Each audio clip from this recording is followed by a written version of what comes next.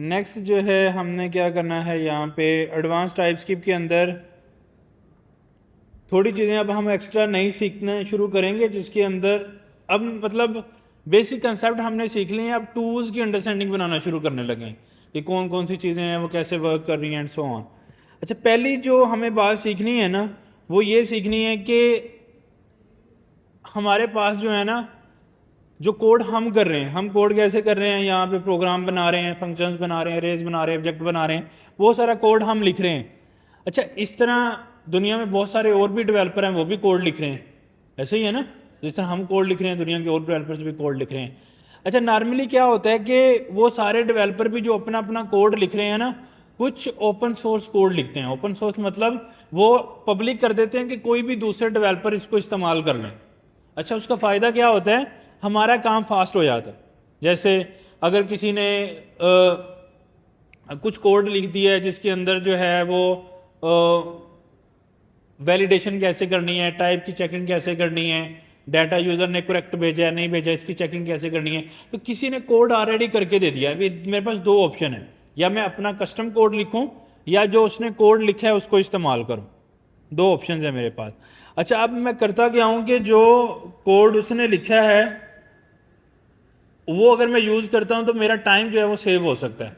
सही है, तो वो मुझे कोड मिलेगा कहाँ से? सबसे पहले मुझे वो आइडेंटिफाई करना है जो लोगों ने कोड लिखा है वो मुझे कोड मिलता कहाँ पे है। उसके लिए गिटहब नो डाउट की गिटहब पे पड़ा होता है, लेकिन उसके लिए हमारे पास एक पूरा इकोसिस्टम है जिसको हम पैकेज मैनेजर बोलते हैं, उसका नाम npm है, नोड पैकेज मैनेजर। अच्छा जी, वो क्या कह रहा है, बिल्ड अमेजिंग थिंग्स, मतलब कुछ लोगों ने कुछ चीज़ें बिल्ड की हैं, उसको हम यूज़ करना चाहते हैं। सही है। अच्छा, इसमें प्लेंटी ऑफ डिफरेंट चीज़ें हैं, जैसे लाइक अगर मैं डेट लिखता हूँ तो इसमें देखो कितने लोगों ने डिफरेंट डिफरेंट प्रोजेक्ट्स बनाए हैं। सही है। अब ये सब ओपन सोर्स कोड है, ये कोड वो है जो मैं भी टाइपस्क्रिप्ट में लिख सकता हूँ, लेकिन इन्होंने ऑलरेडी लिख के रख दिया, तो मेरी कोशिश ये है कि मैं इसको यूज़ करूँ। क्यों करूँ? ताकि मेरा टाइम सेव हो सके। बात समझ आ रही है आपको? इस तरह मैंने कोई भी काम करना है, जैसे लाइक मैंने वैलिडेशन पे काम करना है, तो उसके अंदर आपको बहुत सारे लोगों का कोड मिल जाएगा। इस तरह जो है मैंने कुछ भी रिलेटेड फॉर्म की टैकल करना है, तो फॉर्म के रिलेटेड मुझे बहुत सारी चीज़ें मिल जाएंगी।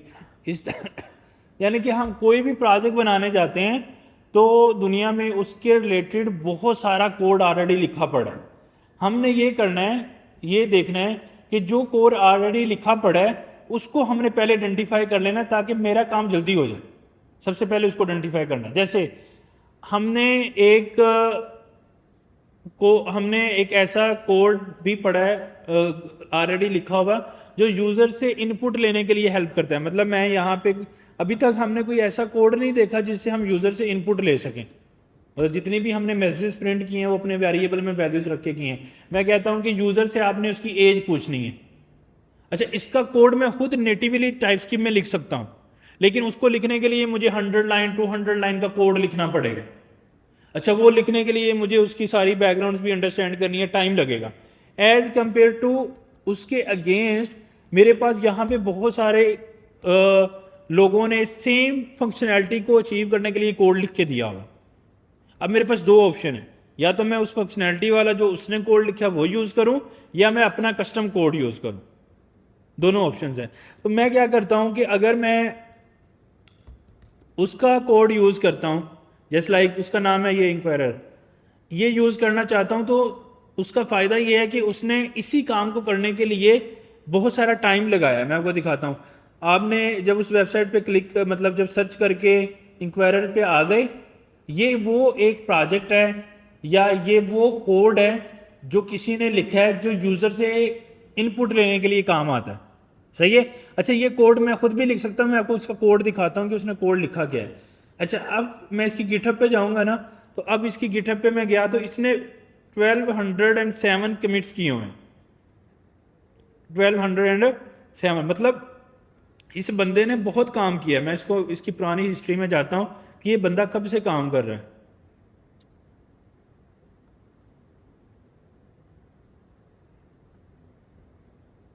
ये देखें कि मतलब ये मीन टाइम टू टाइम इसमें कुछ ना कुछ कोड पुश कर रहा है। इतनी मेहनत करने के बाद इसने ये सारा कोड कंप्लीट किया है, समझ रहे हो। अब इसको ये 2022 में चला गया है, और अगर हम इसकी वैसे ही डेट देखें तो इसमें 12 आवर्स पहले भी इसने कोड पुश किया है, 4 मंथ 7 ईयर्स, यानी कि 7 ईयर से इसने ये कोड करना शुरू किया हुआ। मतलब डेफिनेटली सिर्फ यही कोड नहीं कर रहा, लेकिन टाइम टू टाइम वो इस कोड को अपडेट कर रहा है, इसमें चेंजेस कर रहा है। लेकिन जो पहला इसने कमिट किया था, इनिशियल कमिट, वो तकरीबन 7 ईयर अगो, यानी कि 7 साल पहले इसने पहला कोड किया था।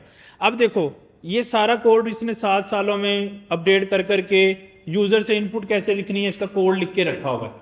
अब अगर मैं इसका ये वाला कोड इस्तेमाल कर लूँ तो इसका मुझे ये फायदा होगा कि मेरा टाइम सेव हो जाएगा, बात समझ रहे हो। अब जो इसने 7 सालों में वो सारी स्ट्रैटेजी चीज़ें सीखी हैं, वो मुझे टाइम लगाने की ज़रूरत नहीं है। मैंने यूज़र से इनपुट लेनी है तो मुझे उसके लिए जो इतना लंबा कोड लिखा है वो लिखने की ज़रूरत नहीं है। अच्छा, इसने कौन सा कोड लिखा है, अगर हम इसके पास जाते हैं ऐसे डिफरेंट, तो ये देखें इसने मतलब इस तरह कुछ ना कुछ कोड यहाँ पे डिफाइन किया है, कुछ टेस्ट केसेस डिफाइन किए हैं।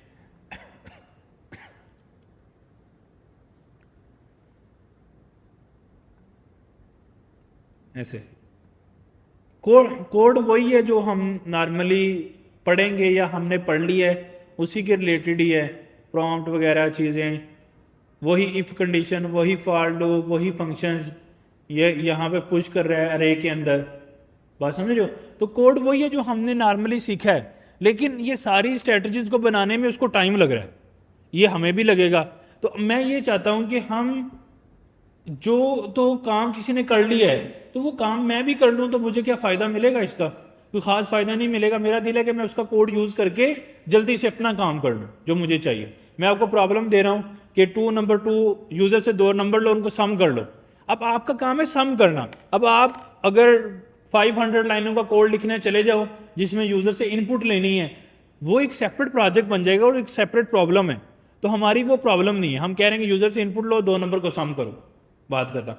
अब इस पे जिसने काम किया हुआ है मैं चाह रहा हूँ कि मैं उसका कोड इस्तेमाल करूँ।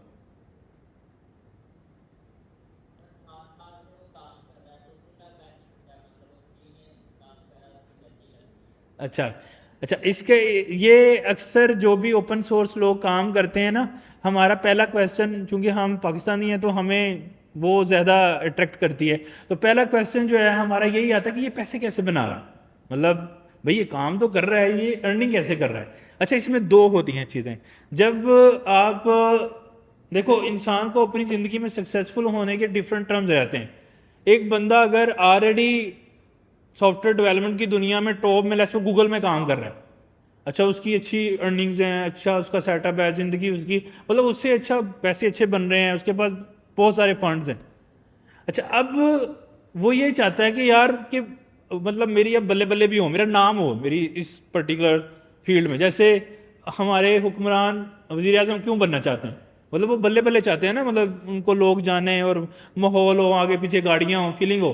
तो अब अगर सॉफ्टवेयर डेवलपर ने ऐसी फीलिंग्स लेनी है कि उनका नाम चले सारी दुनिया में, वो कहेंगे भाई इसने इंक्वायरर बनाया है, इसने ये फेसबुक बनाई है इसने, तो वो उनका वो ब्रांड बनता है, मतलब एक नाम बनता है ना। अच्छा, एक तो ये स्ट्रेटजी होती है कि बंदे ने अपना नाम बनाना होता है, उसकी वैल्यूज बढ़ती हैं। अच्छा, अब बिजनेस कहाँ से जनरेट होता है ना, देखो कोई बंदा इंक्वायरर बना के थाउजेंड्स ऑफ लोगों को, कितने लोगों को मैं दिखाता हूँ यहाँ पे, एक वीक में अंदर ये कितनी फिगर बनेगी, 2 करोड़, क्या फिगर बनेगी, 2 करोड़ है या अरबों में है, 2 करोड़ समथिंग।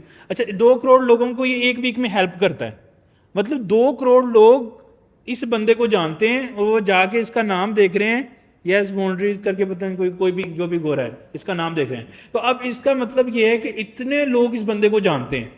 अच्छा, अब जो इतने लोग इस बंदे को जान रहे हैं, तो एक तो इसकी वैल्यू वर्थ बहुत बढ़ गई कि इसने एक ऐसा प्रोजेक्ट बनाया है, इसने एक ऐसा कोड लिखा है जो 2 करोड़ लोग पर वीक जो है उसको डाउनलोड करते हैं, उसको यूज करते हैं अपने प्रोजेक्ट के अंदर। एक तो ये बात।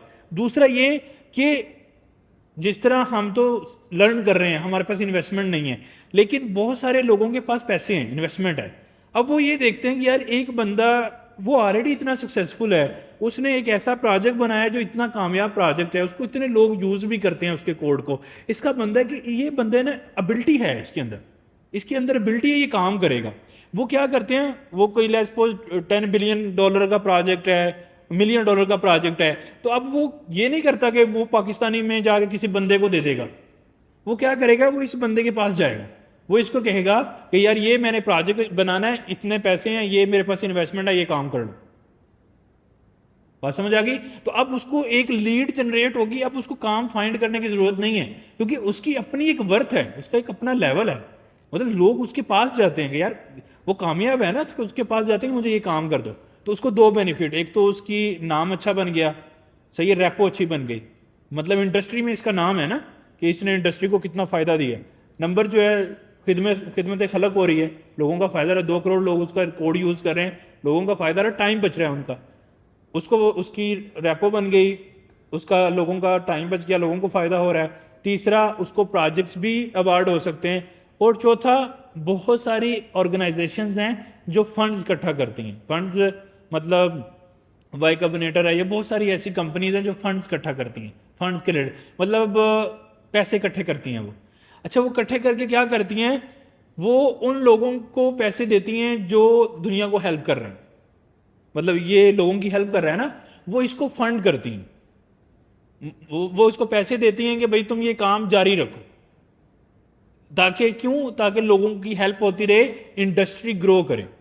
मतलब यूएस चाहता है ना कि यार मेरे जो मैं एज अ कंट्री लीड करता रहूं, lead in the sense army में नहीं, उसमें नहीं, इस तरह के टेक्नोलॉजी में लीड करता रहूं। टेक्नोलॉजी में लीड कैसे करेगा, अगर टेक्नोलॉजी में ऊपर ऊपर उसके बंदे होंगे, टॉप प्रोजेक्ट्स भी उसी के होंगे, ओपन सोर्स प्रोजेक्ट्स भी उसने किए होंगे।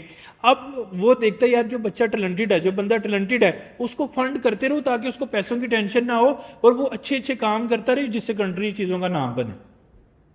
बात समझ रहे हो? तो ये बहुत सारे और भी, यानी कि मैंने कुछ फैक्टर बताए हैं, और भी बिजनेस मॉडल इसमें से निकल सकते हैं। तो ओपन सोर्स अगर आप एक कमिट करते हो ना, एक कमिट है, तो आपकी वर्थ 100 टाइम इंक्रीज हो जाती है। यानी कि आपने किसी एक ऐसे प्रोजेक्ट, यानी कि इस प्रोजेक्ट में मैंने सिर्फ एक, इसने 1200 कमिट किए हैं, मैं सिर्फ एक लाइन का कोड लिख दूं ना, तो मैंने अपनी हर सोशल मीडिया पे, हर जगह, मतलब क्लाइंट बाद में आएगा, पहले ये बताऊंगा मैंने उस प्रोजेक्ट में एक लाइन का कोड लिखा हुआ है। क्यों? क्योंकि ये एक नाम है ना, एक वैल्यू है भाई, इतने लोग उसको यूज करते हैं, तो इसलिए उससे फिर हेल्प मिलती है बिजनेस प्रोड्यूस करने में, उससे हेल्प मिल रही है कंट्री का नाम बनाने में, उससे हेल्प मिल रही है लोगों की हेल्प करने में, उससे पेमेंट पैसे भी आ रहे हैं, डेफिनेटली नो श्योर। और फिर कुछ लोग क्या करते हैं, यहाँ पे एंड पे लिख देते हैं कि आप मतलब हेल्प करने के लिए डोनेट कर दो समथिंग। ये अपना ट्विटर शेयर कर रहा है, उसकी ट्वीट्स कितने लोग फॉलो करते होंगे, फिर वो यहाँ पे लिख देते हैं कि यार मुझे इसकी जो है ना इतना ये अच्छा काम कर रहा है, इसको फॉलो करो। फिर वो नीचे समटाइम लिख भी देते होते हैं कि आप कुछ पेमेंट जो है मुझे डोनेट कर दो। कुछ लोग ऐसे भी हैं जिनके वो दूसरी तरह से फंड्स नहीं जनरेट हो रहे, अब इसका तो बहुत चल गया है, इसका दूसरी तरह से हो रहा होगा, तो इसलिए यहाँ पे इसने नहीं मांगे। लेकिन सर कहीं पे लिखे हैं इसने, मुझे नज़र नहीं आ रहा अगर इसने कहीं पे लिखे हैं। टॉप पे लिखा हुआ है डोनेट कर दो, अगर कहीं पे उसने लिखा हुआ तो वो लिख भी सकता है, इसमें कोई प्रॉब्लम नहीं है, मैंने नज़र नहीं आ रहा। लेकिन मोस्ट ऑफ दी प्रोजेक्ट्स में आपको ऐसे भी मिल जाएंगे जहाँ होगा। फिर क्या होता है कि हम मेरे जैसे डेवलपर जो काम कर रहे हैं जो फ़ायदा ले रहे हैं, वो कहते हैं यार $5-10 देने में या थोड़े से पैसे देने में क्या जाता है, वो उसको थोड़ा सा उसके बैंक में डाल देते हैं, ऐसा भी होता है। लेकिन ये बहुत रेयर चांसेस हैं, मतलब जो अच्छा लोग काम कर रहे हैं वो इस तरह से फंड नहीं लेते हैं, वो दूसरे सिनेरियोज में लेते हैं। बात समझ रहे हो? जब लोग उनको यूज़ करते हैं एंड सो ऑन। अब जैसे वर्सल एक कंपनी है, अब उन्होंने ऐसा कोड लिखा कि जिससे वो डिप्लॉयमेंट होती है, लोगों को हेल्प हुई बहुत ज़्यादा फ्री में। अब उन्होंने एक ऐसा बिजनेस मॉडल उससे जनरेट कर, अब लोग उनके पास आ गए, अब उन्होंने ऐसा बिजनेस मॉडल बना दिया, उसका क्लाउड बना दिया, अब उसको वो सेल कर रहे हैं, चीज़ों को कुछ फ्री दे रहे हैं, कुछ सेल कर रहे हैं, अब उससे उनको इतना पैसा मिल रहा है, ना मार्केटिंग करने की जरूरत पड़ रही है। यानी कि इस एक चीज़ ओपन सोर्स कोड लिखने से आप प्लेंटी ऑफ चीज़ों को देख सकते हो, मतलब बहुत सारे बिजनेस मॉडल निकाल सकते हो। तो बट डिपेंड करता है कि आप किस तरह से प्लान कर रहे हो और किस तरह से चीज़ें कर रहे हो। लेकिन अल्टीमेट जब ये कोड लिख रहा होगा पहली दफ़ा, तब इसने ये नहीं सोचा होगा कि मैं इतना सक्सेसफुल हो जाऊंगा। तो इसने कोड लिखा, क्यों? क्योंकि इसको ज़रूरत होगी तो इसको टाइम लगा। इसने सोचा यार मुझे इतना टाइम मुझे लगा है तो मैं क्यों ना इस कोड के हिस्से को पब्लिक कर दूं, ओपन सोर्स कर दूं।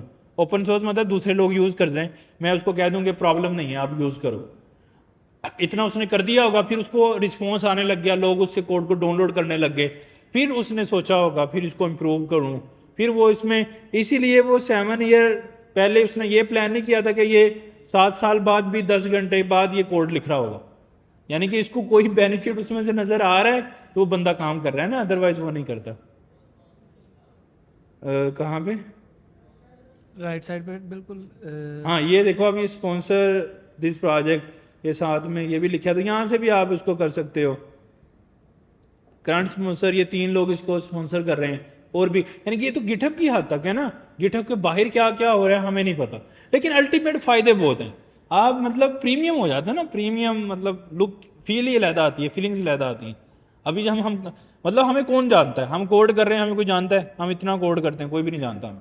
लेकिन कभी कोई ओपन सोर्स कोड कर दिया, बहुत सारे लोग उसको डाउनलोड कर रहे हैं, यूज़ कर रहे हैं, फिर मतलब नाम बन जाएगा ना, यार इस बंदे ने ये कोड लिखा। सही है, तो ऑलवेज ओपन सोर्स कोड करना। पर मसला हमें किचन का है, तो हमारे किचन नहीं चल रहे तो हम ओपन सोर्स कोड करने बैठ जाएं, उधर से भी कुछ ना है, किचन भी गया, सिलसिला ही खत्म। तो हमें तो थोड़ी बहुत रोजी रोटी चाहिए, तो उसमें फिर हम ये वाले काम नहीं करते। लेकिन अल्टीमेट हमारे बच्चे, आगे बच्चे इंशाल्लाह ऐसे ओपन सोर्स प्रोजेक्ट्स बनाएंगे जो फिर मतलब हमने कम्पीट करना है ना दुनिया से। अब इंडिया में बहुत सारे ओपन सोर्स कोड करने लग गए हैं, क्यों? क्योंकि वो एक स्टेज से आगे कंट्री चला गया, अच्छा सक्सेसफुल है, वो स्टेबल हो गया, उनके पास पैसे आ गए हैं, चीज़ें। अब हमें अभी और बहुत सारे मसले हैं, वो मसले हल होंगे, फिर चीज़ें होंगी, फिर हम ओपन सोर्स कोड कर रहे होंगे। अच्छा अभी ये हमने देख लिया। अच्छा अब यहाँ से ठीक है कि कोड वो यहाँ पे लिख के उसने रख दिया कोड। अब ये एनपीएम का क्या चक्कर है, ये हमें अंडरस्टैंड करना है। कोड इसने यहाँ पे रख दिया, अब कितने लोग डाउनलोड कर रहे हैं इसका भी ट्रैक होना चाहिए ना, और इसकी मैनेजमेंट। अगर मैं यहाँ से डाउनलोड करता हूँ प्रोजेक्ट को, फिर देखिएगा कि क्या होगा कि अब लेट्स सपोज एनपीएम नहीं है, इस वक्त तक एनपीएम नहीं है लेट्स सपोज। अच्छा मैंने यहाँ से कोड को डाउनलोड किया, तो मैं क्या करूँगा, इसका जितना भी कोड है वो मैंने यहाँ पे डाउनलोड कर लिया। प्रोजेक्ट डाउनलोड हो रहा है, अभी टाइम लग रहा है इसको डाउनलोड होने में। जैसे डाउनलोड होगा, अब मैंने इस प्रोजेक्ट को अपने प्रोजेक्ट में यूज़ करना है ना, ऐसे ही करना है ना। जब मैं इसको अपने में यूज़ करूँगा प्रोजेक्ट में, तो मुझे क्या करना पड़ेगा, मुझे ये डाउनलोड कहाँ पे होगा इस वक्त, डाउनलोड्स के अंदर। तो मुझे वहाँ से कॉपी करना है, कहाँ पे लेके जाना है, अपने प्रोजेक्ट फोल्डर में, वहाँ पे मैं पेस्ट करूँगा, वहाँ से फिर मैं इंपोर्ट करूँगा। फिर इंपोर्ट करके मतलब इंपोर्ट करने का मतलब भी मैं अभी आपको समझाऊंगा। मतलब ये है कि इस प्रोजेक्ट को मैं अपने कोड में यूज़ करूँगा, इसके कोड को मैं यूज़ करूँगा अपने कोड में। तो उसको करने के लिए एक तो ये डाउनलोडिंग का जो भी टाइम लग रहा है, ये डाउनलोडिंग मुझे देखनी है। दूसरा यहाँ पे जब ये प्रोजेक्ट डाउनलोड हो जाएगा, बंदा कोड ਨੂੰ ਭੇਜ ਕੇ ਨਾ ਉੱਤੇ ਭੇਜ ਰਿਹਾ ਗਰੁੱਪ ਤੇ, ਉਹਨੂੰ ਪੁੱਛੋ ਕਿਹੜਾ ਮੈਨੂੰ ਦੱਸੇ ਜਿਹਨੂੰ ਮਸਲਾ ਹੈ। डाउनलोड करके फिर हम जो है वो सॉरी हम जो है यहाँ से प्रोजेक्ट जब डाउनलोड हो जाएगा, फिर हम क्या करेंगे, डाउनलोड में जाएंगे, ये वाला प्रोजेक्ट जो भी कॉपी डाउनलोड हो रहा है इसको कॉपी करेंगे और प्रोजेक्ट के अंदर लेके जाएंगे यहाँ पे, और इधर पेस्ट करेंगे, फिर इंपोर्ट करेंगे। तो एक्चुअली मुझे 2-3 काम करने पड़ रहे हैं। एक तो मुझे वो गिटहब ढूंढनी पड़ रही है जिस पे कोड पड़ा है, दूसरा मुझे जो है उसको डाउनलोड्स में डाउनलोड करना पड़ रहा है, और तीसरा फिर मुझे प्रोजेक्ट में जाके रखना पड़ रहा है। तो ये तीनों काम मैं करके फिर उसके कोड को इस्तेमाल कर पा रहा हूँ। ऐसे ही हो रहा है ना। अच्छा अब पहली प्रॉब्लम क्या है, पहली प्रॉब्लम ये है कि जब मैं कोड डाउनलोड करने इंक्वायरर, ये तो मैंने आपको बता दिया कि सीएमडी से आपने इनपुट लेनी है, तो ये एक किसी ने कोड लिखा है, इसको इस्तेमाल किया जा सकता है, ये मैंने आपको नॉलेज दी है, ऐसे ही है ना। अच्छा अब अगर मैंने ये नॉलेज उसको ना दिया हो, मैंने आपको ये नॉलेज ना दी, तो आपको कैसे पता लगेगा? आप कोड गिटहब पे जाओगे, ढूंढने की कोशिश करोगे, तो वहां पे आपको बहुत सारे मिल जाएंगे, जैसे take input from user, TypeScript, सही है। और यहाँ से हम जावास्क्रिप्ट, उसके बाद गिटहब, ऐसे।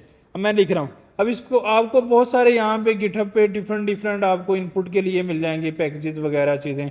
तो ये सारे पैकेजेस जब हमारे पास आ जाएंगे, ये देखें डिफरेंट, तो अब मुझे यहाँ से सिलेक्ट करना भी मुश्किल हो रहा है ना, मेरे पास कोई स्टैट्स नहीं है। लेट्स सपोज सेम काम को करने के लिए 10 ओपन सोर्स प्रोजेक्ट्स मिल गए। अब मैं कैसे चूज करूँ कि कौन सा अच्छा है कौन सा बुरा है, किसको मैं यूज़ करूँ किसको मैं ना यूज़ करूँ, एंड सो ऑन।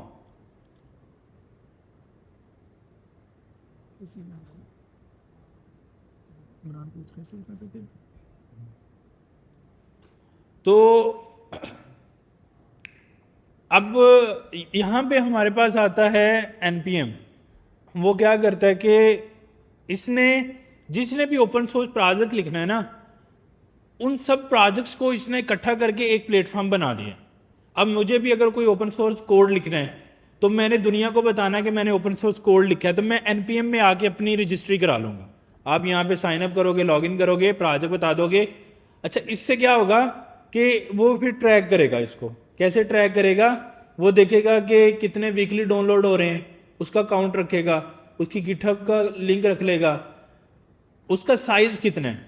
मतलब देखो मेरे पास 10 इनपुट लेने की ऑप्शन मौजूद हैं, 10 ओपन सोर्स प्रोजेक्ट। कोई एक बंदा तो नहीं करेगा ना, मैं भी इसका प्रोजेक्ट यूज करके उसमें और एडवांसमेंट करके मैं भी प्रोजेक्ट बना सकता हूं। अब इनमें से कौन सा चूज करेंगे हम देखेंगे एक सबसे पहले कि वो प्रोजेक्ट में डाउनलोड्स कितने हैं। सही है, अगर जिस तरह इसमें काफ़ी अच्छे डाउनलोड्स हैं, फिर हम देखेंगे कि वो प्रोजेक्ट लास्ट अपडेट कब हुआ है, 1 मंथ पहले, तो इसका मतलब है कि ये प्रोजेक्ट जो है वो अपडेटेड प्रोजेक्ट है, इसमें नई नई चेंजेस आ रही हैं। फिर हम देखेंगे कि उस प्रोजेक्ट का साइज कितना है, क्योंकि ये जो कोड हम डाउनलोड करेंगे अपने प्रोजेक्ट में लगाएंगे तो ये हमारे प्रोजेक्ट के साइज को क्या करेगा, इंक्रीज करेगा। जब हमारे प्रोजेक्ट के साइज को इंक्रीज करेगा तो टाइम तो लगेगा ना उसमें, मतलब परफॉर्मेंस भी स्लो होगी और चीज़ें भी ज़्यादा टाइम भी कंज्यूम होगा। तो इसलिए तो ये दोनों चीज़ें जो हैं सॉरी, ये सारे फैक्टर्स हम देख के npm के थ्रू इस पर्टिकुलर प्रॉब्लम का फिक्स निकाल सकते हैं कि हम किस ओपन सोर्स प्रोजेक्ट को अपने प्रोजेक्ट में डाउनलोड करके यूज़ करेंगे। इतनी समझ आ गई आप लोगों को? मैंने क्या बताया? npm एक ऐसी रिपोजिटरी है, रिपोजिटरी मतलब कलेक्शन है जिसमें दुनिया के सारे ओपन सोर्स कोड पड़े हैं, जिसको हम प्रोजेक्ट्स बोल रहे हैं। सही है, या हम उनको पैकेजेस भी बोल सकते हैं। पैकेजेस npm मतलब नोड पैकेज मैनेजर। पैकेजेस मतलब किसी ने कोड लिखा है उसको हम पैकेज बोलते हैं। वो जो कोड उसने लिखा है उसी तरह का 10 लोगों ने और भी कोड लिखा हो सकता है, उसमें से हमने कौन सा चूज करना है? Multiple factor, number of download ज़्यादा हो, साइज कम हो और लास्ट अपडेटेड हुआ हो। ये सारे फैक्टर अगर पूरे हो रहे हैं तो उस पर्टिकुलर कोड को हम फिर अपने प्रोजेक्ट के अंदर यूज करने में ज़्यादा नंबर्स देंगे। सही है, ताकि हमारा परफॉर्मेंस चीज़ें और बाकी ऑप्शंस जो है हमारी बेहतर है। ठीक है, अब इतनी समझ आ गई। अब जो नेक्स्ट प्रॉब्लम ये थी कि जब मैं इसको डाउनलोड करूंगा अपने प्रोजेक्ट में रखूंगा तो मेरा टाइम कंज्यूम हो रहा है। मतलब मैं यहाँ से कोड को डाउनलोड पे क्लिक करता हूँ, जिप, फिर मैं जाता हूँ अपने प्रोजेक्ट में, वहाँ पे अनजिप करता हूँ, टाइम कंज्यूमिंग प्रोसेस है। अच्छा, npm ने क्या किया, हमें इसके लिए कुछ कमांड्स दे दी हैं।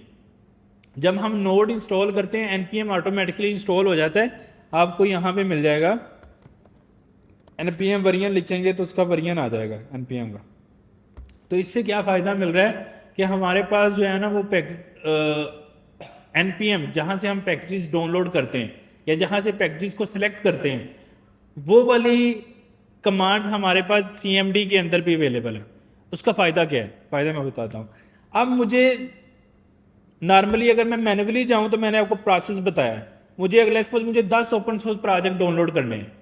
मैं क्या करूँगा, 10 टाइम गिटहब पे जाऊँगा, 10 डाउनलोड्स करूँगा तो मेरे जिप आएंगे कहाँ पे? डाउनलोड के फोल्डर में। वहाँ से 10 मैं कॉपी करूँगा और अपने प्रोजेक्ट में जाऊँगा, वहाँ पे उसको अनजिप करूँगा और वहाँ पे पेस्ट करके उसको यूज़ करूँगा। अब अगर मैं बोलूँ कि आपको 1000 थर्ड पार्टीज के प्रोजेक्ट्स डाउनलोड करने हैं तो फिर आप क्या करोगे? अब 1000 टाइम गिटहब पे जाएंगे, 1000 डाउनलोड करेंगे तो बहुत टाइम कंज्यूमिंग हो जाएगा ना, प्रोसेस टाइम लगेगा। ऐसे तो एक दिन में सिर्फ हम ओपन सोर्स प्रोजेक्ट जो हमने यूज करने हैं उनको डाउनलोड करने में लगा देंगे, तो बहुत ज़्यादा टाइम हमारा इसमें सर्व हो जाएगा। अच्छा, इसका सॉरी, इसका सोल्यूशन क्या है? इसका सोल्यूशन ये है कि जब हम नोड इंस्टॉल करते हैं हमारे पास npm आ जाता है, आपने लिखना है npm वेरिएंट समथिंग। अब हमने क्या करना है, वो कहता है कि मैं npm के साथ आपके प्रोजेक्ट में ओपन सोर्स प्रोजेक्ट डाउनलोड करने की कमांड देता हूं। पहली कमांड क्या है, कुछ कमांड्स हैं, हम पहली कमांड देखेंगे। पहली कमांड क्या है, npm मतलब नोड पैकेज मैनेजर, जिसके ऊपर सारे पैकेजेस पड़े हैं, इंस्टॉल। आगे क्या है जी, प्रोजेक्ट का नाम, जैसे लाइक एक पैकेज है बूटस्ट्रैप, मैं लिख रहा हूं npm इंस्टॉल बूटस्ट्रैप, यहां पे मैं लिख दूंगा npm इंस्टॉल इंक्वायरर।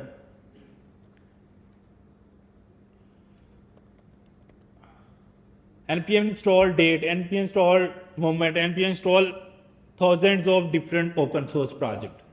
इससे होगा क्या देखिएगा, मैं लिख रहा हूं npm install inquirer, वो क्या करेगा, नोड पैकेज मैनेजर अपनी रिपोजिटरी में जाएगा इंटरनेट पे, वहां से वो प्रोजेक्ट को डाउनलोड करेगा। मैंने किस वाले प्रोजेक्ट फोल्डर में चलाई है कमांड, क्लास 09, तो वो क्लास 09 में जाएगा। यहां से हम चले जाते हैं क्लास 09 में जाके, यहां से उसमें एक फोल्डर बना देगा नोड मॉड्यूल्स। कौन सा फोल्डर बना देगा, नोड मॉड्यूल। वो क्यों बना देगा, वो कहते हैं कि जितने भी आप ओपन सोर्स प्रोजेक्ट अपने प्रोजेक्ट में इस्तेमाल कर रहे हो ना, उनको सेपरेट फोल्डर में रखो।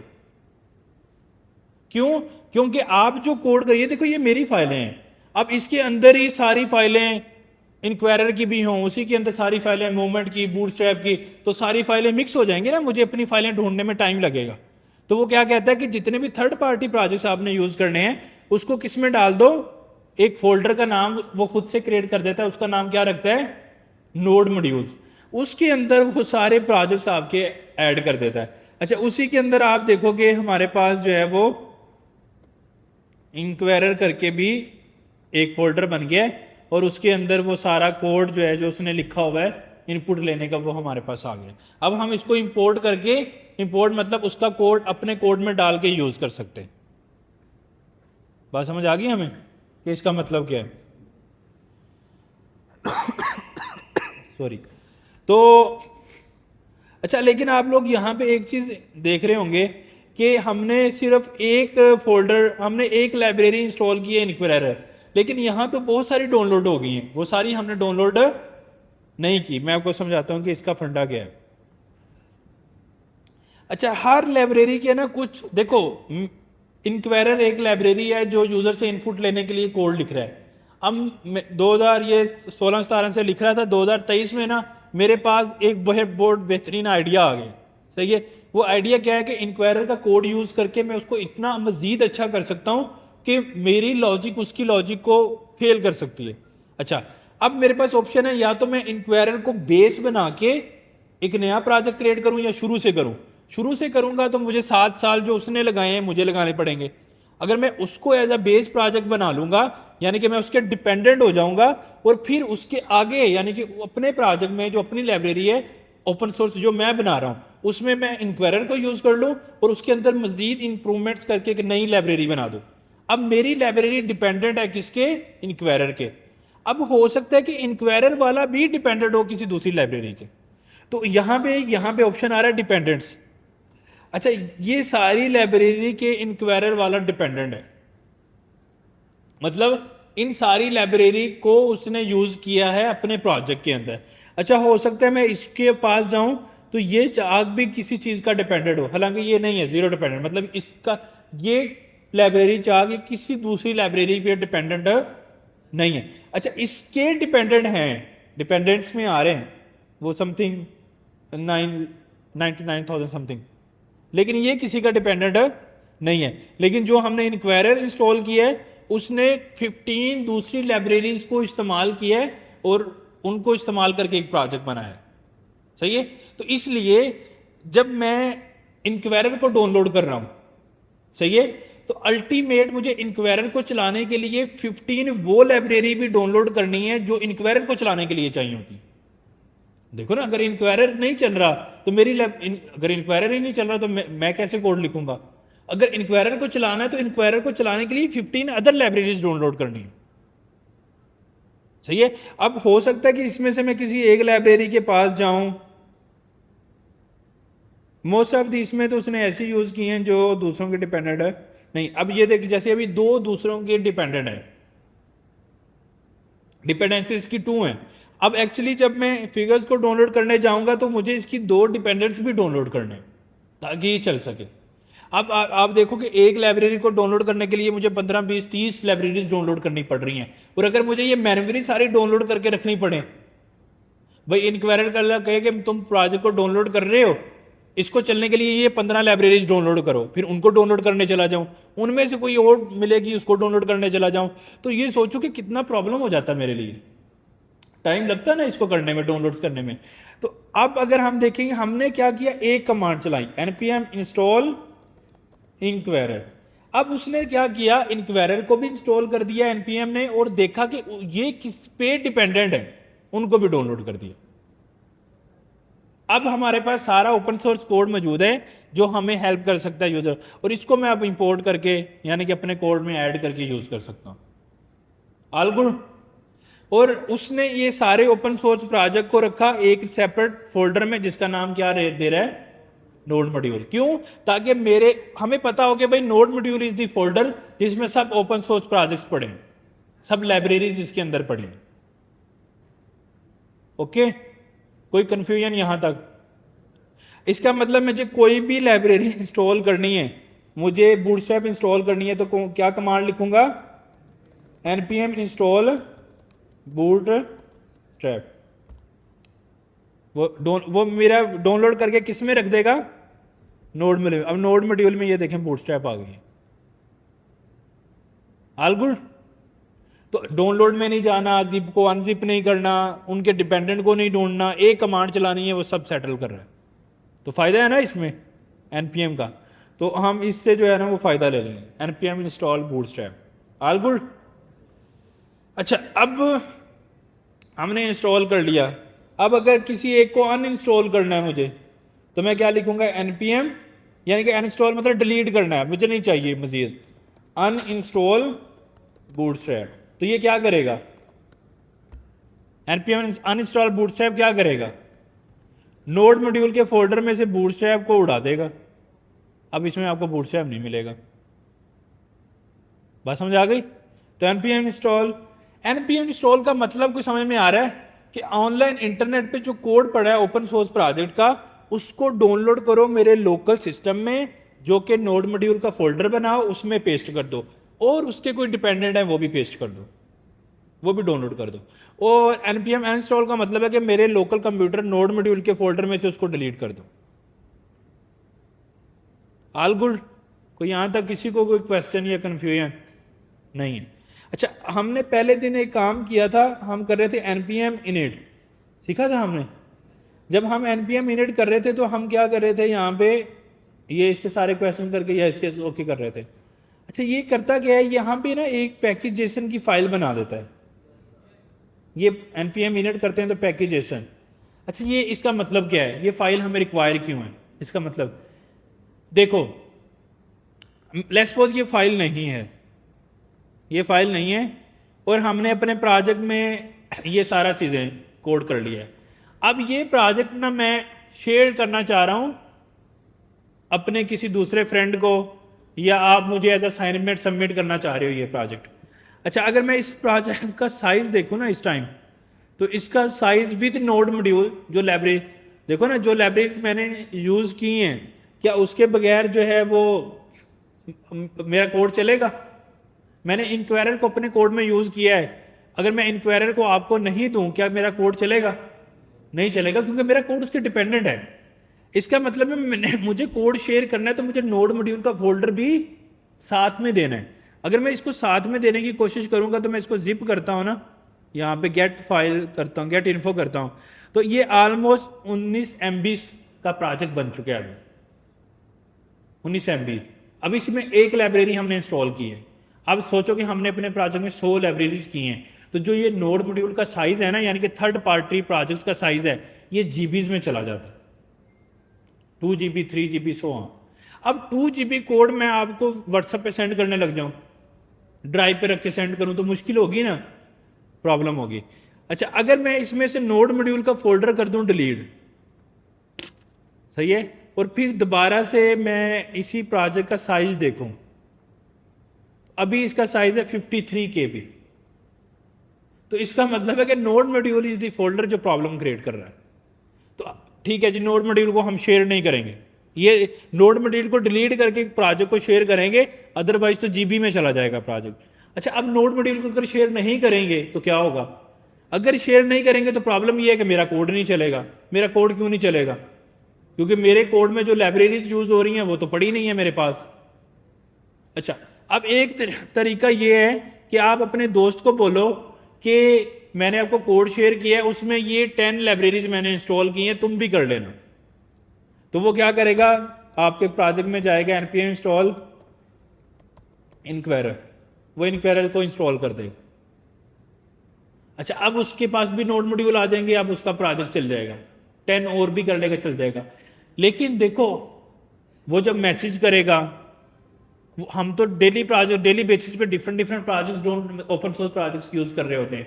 जब वो मैसेज उसको करेगा तो वो गलती कर सकता है, कोई प्रोजेक्ट नहीं भी बता सकता उसको, वो कोई लाइब्रेरी मिस हो सकती है उससे। जब मिस होगी तो उसका प्रोजेक्ट नहीं चलेगा उसके फ्रेंड के पास जो उसका कोड है। अच्छा, अब हमने ये इंफॉर्मेशन रखनी है अपने पास कि जितनी लाइब्रेरीज में इंस्टॉल करते जा रहा हूं उसकी एक लिस्ट बनती जाए और वो एक फाइल में सेव होते जाए नाम कि कौन कौन सी लाइब्रेरीज में इंस्टॉल कर रहा हूं। सही है? उसके लिए मुझे करना क्या पड़ेगा? मुझे करना है npm init। तो मेरे पास एक फाइल बन जाएगी जिसको हम बोल रहे हैं पैकेजेशन फाइल। ये फाइल मेरा रिकॉर्ड रखे कि मैंने कौन कौन सी लाइब्रेरीज को इंस्टॉल किया है। अभी इसमें कोई बेसिक इंफॉर्मेशन है, कोई ऐसा रिकॉर्ड नहीं है। अब मैं जब इसमें लिखूंगा ना npm इंस्टॉल इनक्वेरर, सही है, तो क्या होगा? पैकेजेशन में आके एक डेव डिपेंडेंसीज करके की बन रही है, उसके अंदर ये जो है इंक्वायरर करके इंफॉर्मेशन सेव हो गई और उसका वेरिएंट कौन सा डाउनलोड हुआ है वो भी सेव हो गया। बात समझ आ गई? अच्छा, अब मैं करता हूं बूटस्ट्रैप भी डाउनलोड। तो बूटस्ट्रैप के लिए क्या करना पड़ेगा? npm install bootstrap. तो जब मैंने ये किया तो अब यहां डिपेंडेंसीज में कितनी कीज हो गई? 2। अगर मैं एक और लाइब्रेरी करूंगा तो एक और हो जाएगी, एक और करूंगा तो एक और यहां पे ऐड हो जाएगी। अब जब मैं अपने फ्रेंड को डाटा दूंगा ना, तो मैं क्या करूंगा? नोड मॉड्यूल तो डिलीट कर दूंगा एज यूजुअल, वो तो नहीं दूंगा उसको। मैं सिर्फ उसको पैकेजेशन समेत ये वाली फाइल्स दूंगा, पैकेजेशन और 3 मेरी फाइल। अब मैंने उसको दे दी और मैंने बोला कि तुम लेट्स सपोज दोस्त के पास क्लास नंबर 10 से है प्रोजेक्ट और उसके अंदर उसके पास ये 3 फाइलें आ गई। अच्छा, जब उसके पास ये 3 फाइलें आई तो मैंने अपना VS कोड जो है वो कर देता हूँ डिलीट, इसको मैं ओपन कर लेता हूँ। अब उसके पास इस टाइम नोड मॉड्यूल नहीं है, मतलब थर्ड पार्टी जो मैंने 2 लाइब्रेरीज यूज की है ना प्रोजेक्ट में वो नहीं है मेरे दोस्त के पास। अब ये उसका प्रोजेक्ट है, लेकिन उसके पास पैकेजेशन मौजूद है जिसके अंदर ये इंफॉर्मेशन लिखी है कि कितनी लाइब्रेरी मेरा ये वाला कोड कितनी लाइब्रेरीज पे डिपेंडेंट है, ये कोड उसमें लिखा हुआ है। सही है? तो वो 2 पे है। अब यहां से मैं इंफॉर्मेशन देखूंगा, मैं दूसरे प्रोजेक्ट में फोल्डर में चला जाता हूं, क्लास नंबर 10, और अब मेरे पास ऑप्शन ये है कि मैं क्या करूं यहां पे। अब या तो मैं यहां से देख के इंस्टॉल करूं 2। अब लेट्स सपोज यहां पे तो 1000 लिखी हैं, अब मैं 1000 कैसे लिखूं? अच्छा, मेरे पास अब 2 ऑप्शन है, या तो मैं इंस्टॉल करूं npm इंस्टॉल, पहली का नाम इनक्वेरर, दूसरी का नाम बूटस्ट्रैप, तीसरी का नाम मोमेंट, ऐसे लिखता जाऊं। मतलब स्पेस डाल के हम एक से ज्यादा भी at the same time install कर सकते हैं, ये वैलिड कमांड है। सही है? लेकिन अगर वो थाउजेंड्स में है तो मुझे सबका नाम यहाँ पे लिखना फिर मुश्किल टाइम लगेगा ना। तो वो क्या कहता है कि आप बस npm इंस्टॉल चला दो, अगर पैकेजेशन पड़ी है तो npm इंस्टॉल चला दो। तो वो क्या करेगा? npm इंस्टॉल के अंदर जाएगा, वो देखेगा पैकेजेशन में 2 लाइब्रेरीज चाहिए थी, उन दोनों लाइब्रेरीज को खुद ही इंस्टॉल कर देगा। ये देखें बूटस्ट्रैप भी आ गई और इंक्वायरर भी आ गया। ये चाक आ रहा है ना, क्यों आ रहा है? क्योंकि इंक्वायरर इस पर्टिकुलर दूसरी लाइब्रेरी पे भी डिपेंडेंट है। अच्छा, एक इंटरेस्टिंग पॉइंट है, अब npm को ये क्या इंक्वायरर डाउनलोड करना था उसकी इंफॉर्मेशन मैंने पैकेजेशन में डाली थी पड़ी, लेकिन उसको ये कैसे पता लगा कि इंक्वायरर 20 दूसरे प्रोजेक्ट पे डिपेंडेंट है। अच्छा, उसके लिए क्या होता है, अगर आप नोड मॉड्यूल में जाओ ना और इंक्वायरर वाले पैकेज में जाओ, उसके अंदर भी एक पैकेजेशन फाइल पड़ी होती है और उसके अंदर भी डिपेंडेंसीज जो हैं वो पड़ी होती हैं। यानी कि जो हम थर्ड पार्टी प्रोजेक्ट डाउनलोड कर रहे हैं उसमें भी एक पैकेजेशन होती है और उसके अंदर भी पैकेजेस के नाम लिखे होते हैं, और ये वही नाम है जो आपको वेबसाइट में नजर आ रहे थे जैसे चाक हमने खोला था। बस समझे? तो जब हम npm इंस्टॉल सिर्फ लिखते हैं तो वो मेरा पहले पैकेजेशन देखता है, रूट वाला जो मेरी लाइब्रेरी 2 हैं उनको इंस्टॉल करता है, फिर उन लाइब्रेरी में जो पैकेजेशन पड़े हैं उनकी वो लाइब्रेरी इंस्टॉल करके पूरा कंप्लीट प्रोसेस करके सारी लाइब्रेरी डाउनलोड करके मुझे बता देता है कि भाई अब we are good to go. सही है? अच्छा, अभी तक हमने कोई कमाल नहीं किया, अभी तक सारा कमाल जो है वो npm कर रहा है, पैकेजेशन कर रहा है, npm पैकेजेशन और नोड मॉड्यूल चल रहा है। अभी हमने अपने कोड में थर्ड पार्टी कोड इस्तेमाल नहीं किया कुछ भी। नींद आ रही है ना? थ्योरी है ना, थ्योरी पढ़ने में नींद आती है, लेकिन अब डिटेल में मैं इसलिए समझा रहा हूं कि आपके माइंड में एक बार बात चली जाए, ये कोई मुश्किल काम नहीं है। मैं ये ना भी बताता ना और जैसे npm इंस्टॉल करता आपको कंसेप्ट समझ में आ जाता, लेकिन डिटेल में समझाने का मतलब ये है कि आपको बैकग्राउंड सब समझ में आ रहे हैं कि ऐसा क्यों है, npm क्यों बन गया, npm इंस्टॉल सिर्फ क्यों लिख रहे हैं, npm इंस्टॉल लाइब्रेरी का नाम क्यों लिखना जरूरी है, अनइंस्टॉल का क्या मतलब है, इंस्टॉल का क्या मतलब है। अब बैकग्राउंड यहाँ पे हमारे बन चुके हैं, अब हमें प्रॉब्लम नहीं। अब मैं जब भी npm इंस्टॉल लिखूंगा आपके पास थ्योरी क्लियर होगी, आपके पास ये चीज क्लियर होगी कि हमने कैसे चीजों को इंस्टॉल करना है एंड सो ऑन। तो अब मैं कोई भी ओपन सोर्स प्रोजेक्ट इंस्टॉल करना है तो मुझे क्या करना है, सिर्फ npm इंस्टॉल प्रोजेक्ट का नाम, और वो प्रोजेक्ट का नाम मुझे कहाँ पे मिलेगा, npm की वेबसाइट पे।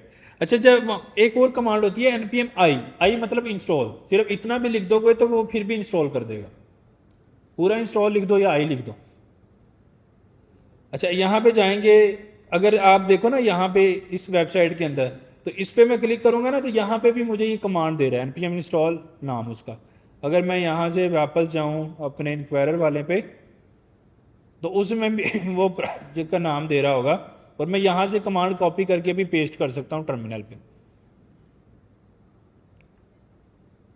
देखो npm इंस्टॉल इंक्वायरर वो ला के मैंने यहाँ पेस्ट कर दी, तो आपको यानी कि नाम लिखने की भी ज़रूरत नहीं है, npm पे पड़ा है, जस्ट कॉपी करना है और पेस्ट कर देना है, गुड टू गो। और वो जो भी कोड उसका होगा वो हमारे लोकल में डाउनलोड कर देगा। npm इज डूइंग नथिंग, वो इंटरनेट से कोड डाउनलोड करके नोड मॉड्यूल में पेस्ट कर रहा है, दैट्स ऑल। इसके अलावा उसका कोई जॉब नहीं है। बाकी जो काम करेगा वो कोड करेगा जो हमने डाउनलोड किया है, जो बंदा उसको बना रहा है वो काम करेगा बाद में। सही है? तो इसका इतना काम समझ में आ गया।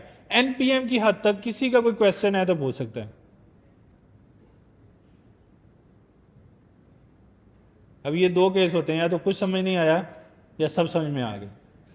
अब पता नहीं अब किस केस में, अगर कुछ नहीं समझ आया तो फिर हालात थोड़े डेंजरस चल रहे हैं। अच्छा जी, नेक्स्ट अब हमने क्या करना है, npm के बाद इंस्टॉल हमने कर लिया है। हाँ जी,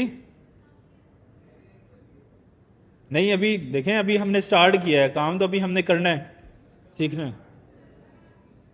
सही है?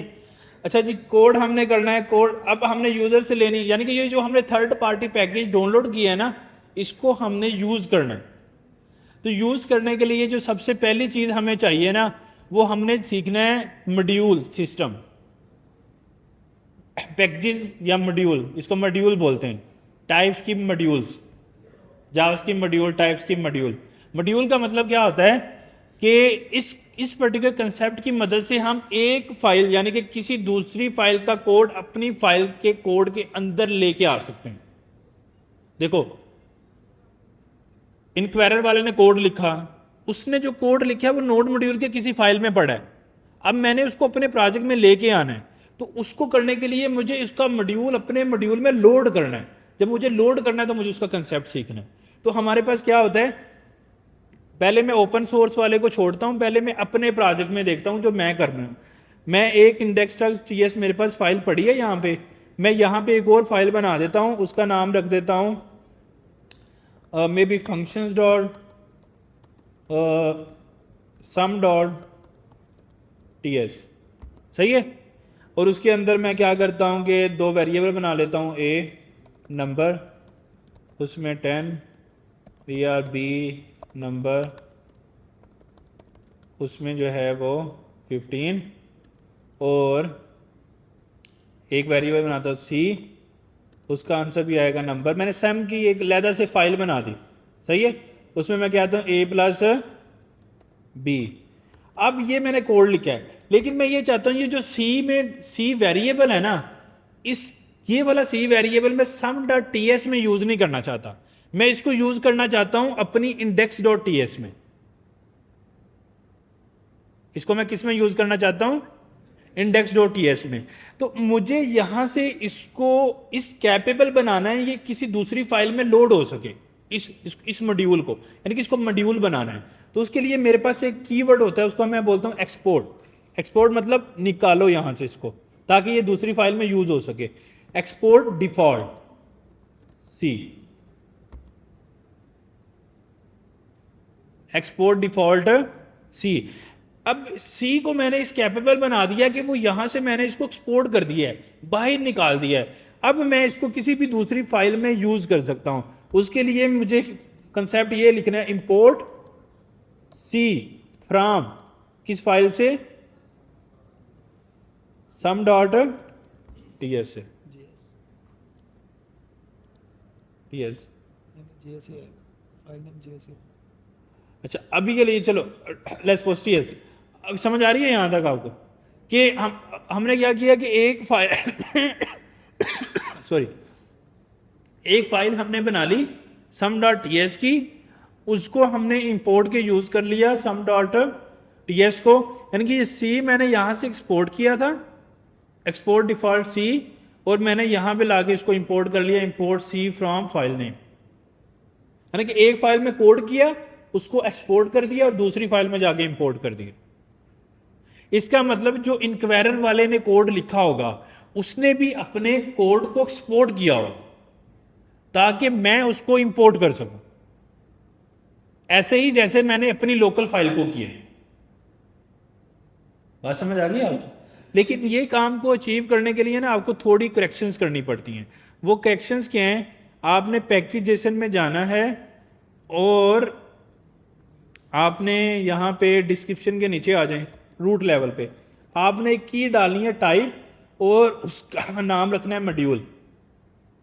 मॉड्यूल क्यों रखना है? क्योंकि मैं मॉड्यूल की फंक्शनैलिटी को यूज करना चाहता हूँ इसके अंदर, ताकि उसको पता लग जाए। एक ये वाला चेंज करना है, टाइप मॉड्यूल।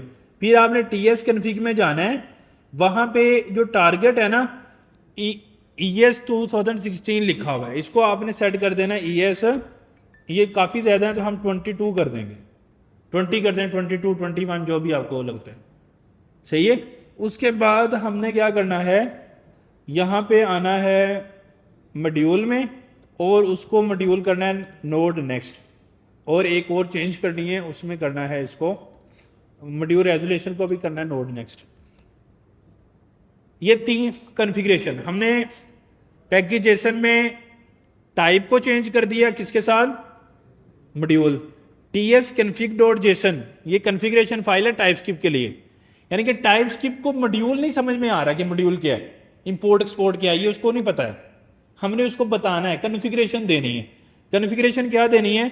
एक तो टारगेट, क्योंकि इंपोर्ट एक्सपोर्ट पुराने 2015-16 वाले वर्जन्स में नहीं है, ये नए वर्जन्स में है, 20 के बाद आया था। तो हमने यहाँ पे 22 लिख दिया, भाई 22 वाला तुमने टाइप्स के वर्जन यूज करना है, सही है, लेटेस्ट कर दिया।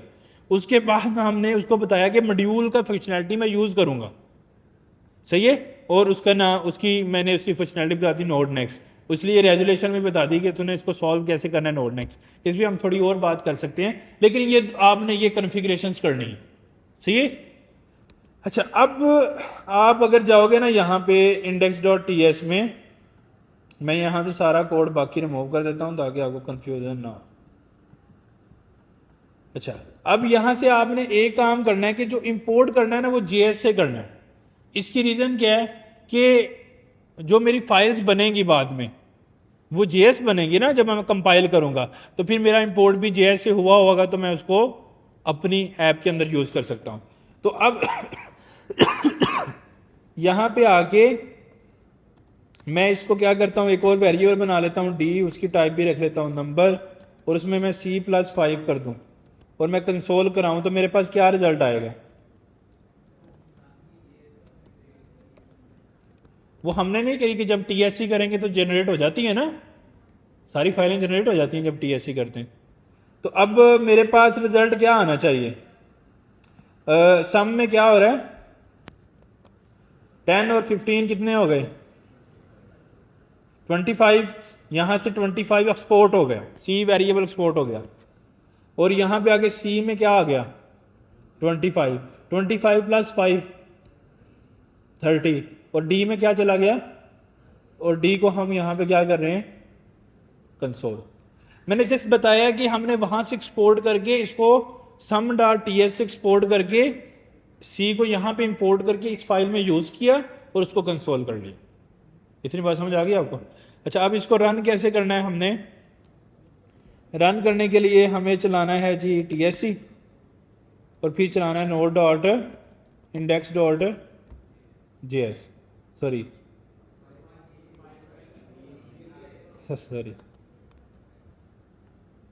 तो दोबारा TSC। तो आज हमने क्या सीख लिया कि किसी दूसरी फाइल में कोड लिख के उसको किसी दूसरी फाइल में यूज, अच्छा ये जरूरी नहीं है कि वेरिएबल हम एक्सपोर्ट कर सकते हैं। मैं यहां से मैं क्या करता हूं कि इस सारे कोड को एक फंक्शन में लिख लेता हूं, सम फंक्शन ऐसे, और इसका कोई पैरामीटर नहीं है, लेकिन ये यहां से वेरिएबल जो है वो रिटर्न कर देगा C। सही है। अब मैं इस सम के फंक्शन को भी यहां से एक्सपोर्ट कर सकता हूं। मैंने पहले वेरिएबल प्रिंट किया, एक्सपोर्ट किया था, अब क्या एक्सपोर्ट कर दिया, सम का फंक्शन। अब सम के फंक्शन मैंने अब इंपोर्ट सम C भी कर सकता हूं तो सम का फंक्शन भी कर सकता हूं। मैं कहते हैं सम फंक्शन। अब मैं यहां पे इसको कॉल करूंगा, क्या मैं ऐसे कॉल कर लूं इसको, तो मुझे इसको क्या करना पड़ेगा, कॉल करना पड़ेगा। वो फंक्शन है ना, वेरिएबल नहीं है, तो अब वो फंक्शन कॉल होगा, वहां से वो रिटर्न करेगा 25 प्लस उसमें 5 होकर D में 30 चला जाएगा। अब आप चाहते हो कि इस फाइल से मैं उस फाइल को वैल्यू भेजूं, तो कैसे भेजूंगा, मैंने इस फाइल से वैल्यू भेजूं उस फंक्शन को, तो क्या भेज दूं, यहां से पैरामीटर भेज दूं, ऐसे ही है ना। तो ये यहां पे क्या रिसीव करेगा,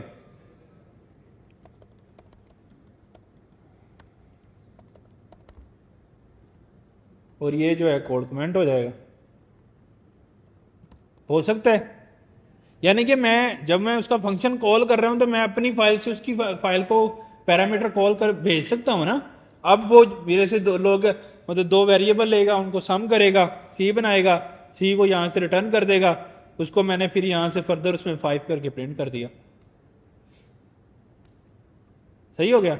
तो अब यानी कि अगर मैंने इस D को भी किसी दूसरी फाइल में यूज करना है तो मुझे क्या करना पड़ेगा, इस D को मुझे दूसरी फाइल में यूज करना है, क्या करूं मैं, एक्सपोर्ट डिफॉल्ट D, और फिर मैं इसको इंपोर्ट करके किसी दूसरी फाइल में यूज कर सकता हूं। तो मतलब क्या है, किसी भी चीज को किसी दूसरी फाइल में यूज करना है तो उसको लिखना है एक्सपोर्ट डिफॉल्ट उसका नाम, और जहां पे यूज करना है इंपोर्ट उसका नेम फ्रॉम उसकी फाइल का पाथ। यही बता रहे हैं ना, इंपोर्ट क्या चीज इंपोर्ट करनी है, फ्रॉम उसकी फाइल का पाथ। ये हम इसलिए हम ऐसा क्यों कर रहे हैं, दो रीजन है। एक तो जिस बंदे ने कोड लिखा है, इंक्वायरर वाले ने, उसका कोड हमने यूज करना है, तो अब उसका सारे का सारा कोड एक ही फाइल में तो नहीं हम अपनी में पेस्ट कर सकते। एक तो ये वजह है। दूसरी वजह ये है कि एक ही फाइल में अगर हमने कोई 10 लाख लाइंस ऑफ कोड लिख दिया तो उसको एडिट कैसे करना है, बाद में कैसे फिक्स करना है, कैसे चीजें करनी है, मुश्किल हो जाता है। इसलिए हम एक लाइन में स्टैंडर्ड ये, एक फाइल में स्टैंडर्ड ये है कि 500 लाइन से ज्यादा कोड हम करना अच्छा नहीं समझते, फिर एडिट करना मुश्किल हो जाता है। तो अब 500 लाइन का कोड लिखा, लेकिन देखो ना, कोड ने तो एक दूसरे के साथ मिलके चलना है, तो हम 500 लाइन का कोड लिख लेते हैं, फिर इंपोर्ट एक्सपोर्ट करते हैं, इंपोर्ट एक्सपोर्ट करते हैं, फिर उनको यूज़ करके मिक्स करके यूज़ करते हैं। यहाँ तक किसी को प्रॉब्लम कोई? All good? इंक्वायरी करें हम कि पेट्रोल ख़त्म हो गया?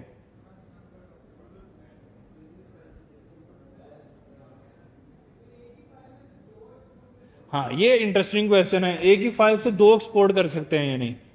कर सकते हैं। आंसर यस है, यानी कि सी भी करना चाहता हूं और ये अभी इसमें फिर हमें डिफरेंस सीखना पड़ेगा। एक्सपोर्ट डिफॉल्ट का क्या मतलब है और एक सिंपल एक्सपोर्ट भी होता है। मैं यहां पे लिख सकता हूं एक्सपोर्ट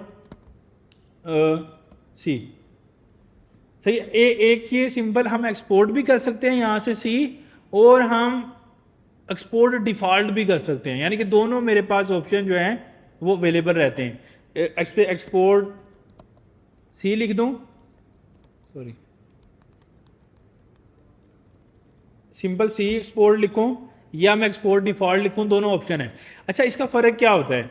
फ़र्क ये है कि जब मैं डिफॉल्ट लिखता हूं ना, डिफॉल्ट एक फाइल में सिर्फ एक हो सकता है, और सिंपल एक्सपोर्ट जितने चाहें हो सकते हैं, उसकी कोई लिस्ट लिमिट नहीं है।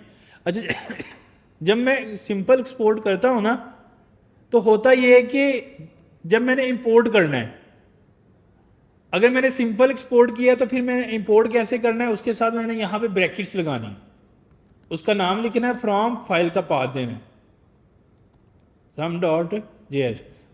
और अगर मैंने डिफॉल्ट एक्सपोर्ट किया तो फिर ब्रैकेट्स नहीं लगाने। दूसरा, यहां पे मैं इसका नाम चेंज कर सकता हूं। अगर मैंने डिफॉल्ट एक्सपोर्ट उधर से नाम रखा है सम फंक्शन, डिफॉल्ट वाले का नाम इंपोर्ट करते हुए मैं चेंज कर सकता हूं अपनी मर्जी से। तो मैंने यहां से क्या एक्सपोर्ट किया था? Sum function. यहां से इंपोर्ट क्या किया है? Only sum. ये पॉसिबल है अगर हमने डिफॉल्ट एक्सपोर्ट किए, सही है। और अगर हमने डिफॉल्ट एक्सपोर्ट नहीं किया तो मैं सी को BCD ऐसे नहीं कर सकता, ये अलाउ नहीं है। और दूसरा, मुझे कर्ली ब्रेसेस भी लगानी है। इससे फायदा क्या है? मैं एक से ज्यादा एक्सपोर्ट कर पा रहा हूं। बात समझ आ रही है आपको? तो एक से ज्यादा एक्सपोर्ट कैसे करने हैं? मैं यहां से ऑब्जेक्ट रिटर्न कर सकता हूं, और उसके अंदर मैं सी रिटर्न कर सकता हूं, उसके अंदर मैं सम फंक्शन रिटर्न कर सकता हूं। इधर कॉमा डाल के मैं जितनी चीज़ें चाहूँ यहाँ से एक्सपोर्ट कर सकता हूँ। ये सी इसलिए कह रहा है क्योंकि वो एरर दे रहा है, क्योंकि वो हमने उसको बाहर नहीं रखा। तो ये वाले 2 मैं वेरिएबल बाहर रख लेता हूँ।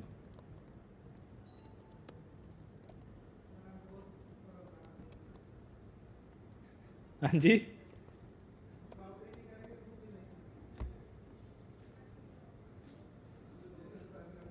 अच्छा, अब मैंने देखो कॉमा डाल के मैंने तीनों यहाँ से एक्सपोर्ट कर दिए।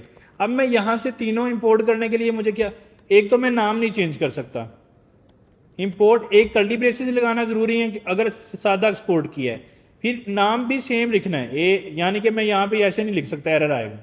AB sum function from file का नाम।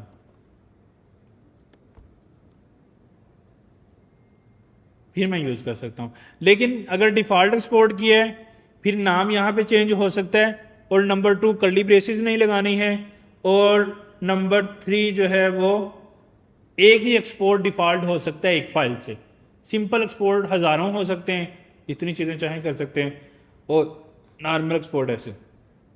तो अब जब भी हम यहाँ पे कर्ली ब्रेसेस लगा रहे होंगे तो आप लोगों ने क्या समझना है? हमने सादा उसने सादा एक्सपोर्ट किया था, सादा इंपोर्ट कर रहे हैं। और अगर कर्ली ब्रेसेस नहीं लगा रहे तो मतलब उसने डिफ़ॉल्ट एक्सपोर्ट किया था और हम डिफ़ॉल्ट में इंपोर्ट कर रहे हैं। All good? आगे चलें? अच्छा, ठीक है जी, इतना ही रखते हैं। हमने आज कवर क्या क्या किया है मैं रिवाइज कर देता हूँ। हमने ऑब्जेक्ट्स का टॉपिक कवर किया है, फिर हम एडवांस टाइपस्क्रिप्ट की तरफ आए, हमने NPM को डिटेल में डिस्कस किया, हमने उसकी इंस्टॉलेशन कैसे हो रही है, अनइंस्टॉलेशन कैसे हो रही है, पैकेजेशन का क्या मतलब है, NPM इंस्टॉल, उसकी कमांड्स को देखा, और उसके बाद हमने इंपोर्ट और एक्सपोर्ट, अगर हम एक से ज़्यादा फाइल्स बना के कोड करना चाहते हैं तो वो कैसे चलता है वो देखा। फिर उसके लिए हमें कॉन्फ़िगरेशंस कौन सी करनी पड़ती हैं, पैकेजेशन के अंदर हमें टाइप मॉड्यूल करना है, टी एस कन्फिग के अंदर module node next, module resolution node next करनी है और टारगेट को एटलीस्ट 20 से ऊपर करना है सर। सही है, तो फिर आपका ये चीज़ें सही चलेंगी। तो इंशाल्लाह नेक्स्ट क्लास के अंदर हम जो है डिस्कस करेंगे नेक्स्ट एडवांस टॉपिक्स। सही है, जिसमें यूज़र से इनपुट लेना भी है और बहुत सारी चीज़ें। चलें जी, इंशाल्लाह नेक्स्ट क्लास में मिलते हैं।